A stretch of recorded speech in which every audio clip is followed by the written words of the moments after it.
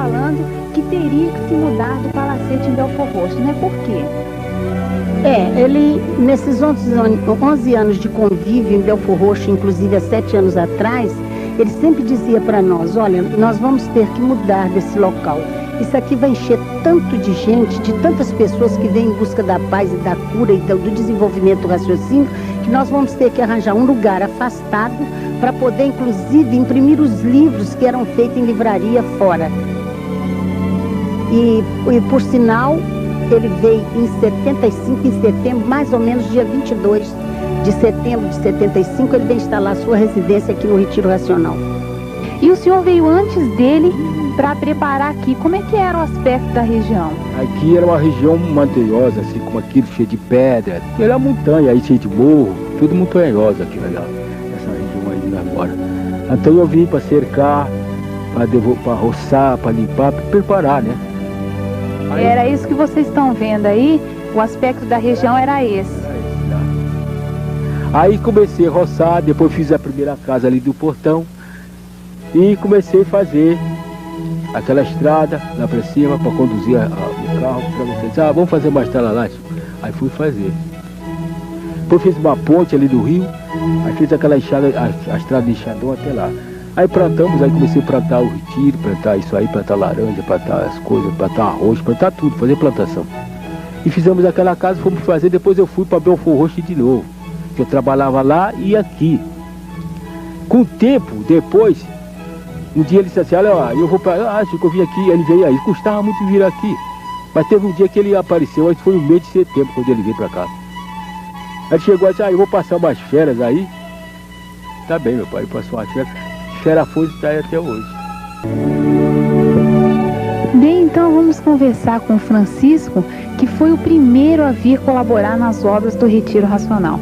Francisco, quando e como você veio para cá? Eu vim para cá em 1975. Na época em que nós viemos, não foi avisado para ninguém em Belford Roxo por não haver condições de receber os leitores aqui no Retiro. Não tinha construção nenhuma ainda. E você veio sozinho com o mestre? Com o mestre sozinho. Bem, se aqui não havia possibilidade de abrigar os leitores de Belford Roxo, então como é que era o aspecto físico dessa região? Completamente diferente. Não existiam construções, só o que existia era o casarão, como sempre existiu, a casa do pai em condições bem precárias e um quartinho onde hoje é a cantina. E a estrada para vir para cá? A estrada para vir para cá era uma verdadeira lapidação. Ninguém tinha condições de chegar aqui em época de chuva. Só mesmo o pessoal que pertencia à cultura racional que vinha fazer aquele sacrifício e vinha, né? Quando havia necessidade. E além das construções havia mais alguma coisa? Além das construções, só o matagal mesmo, ou plantações como o laranjal, a plantação de aipim e o bananal. E como foram realizadas as primeiras obras aqui no Retiro? As primeiras obras, por exemplo, a primeira mesmo foi o galpão ao lado da piscina. Depois a construção da cantina, em terceiro lugar a varanda da casa do mestre. E antes de tudo isso foram feitas as instalações elétricas. E você nessa época trabalhava sozinho? Nessa época eu trabalhava sozinho.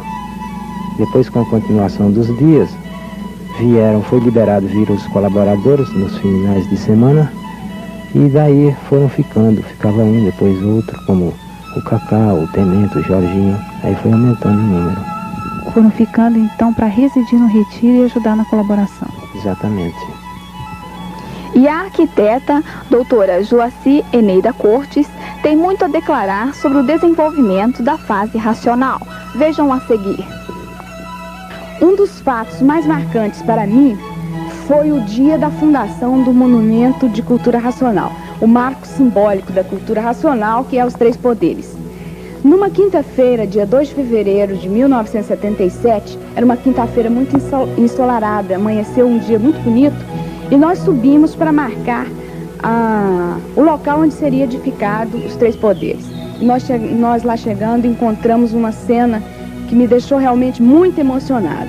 existia já uma pedra amarela, parecia que descascada, em um certo local. Ele então pediu para o João Careca, que era um colaborador, para medir dali 14 metros para trás. Então nós encontramos a segunda pedra colocada exatamente no ângulo da medida. E quando ele então manda medir os 50 metros, que é mais ou menos a extensão dos 3 poderes no total, encontramos a terceira pedra e fazendo o ângulo encontramos a quarta.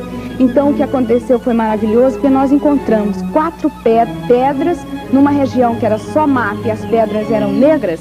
Nós vimos as 4 pedras amarelas, uma em cada canto, marcando já a construção no local que os extraterrenos queriam. Esse marco simbólico é composto de 3 salas internas, sendo uma de 21 metros por 7, representando o mundo racional. A segunda, de 14 por 7, representando o astral superior. E a outra, de 7 por 7, representando o astral inferior.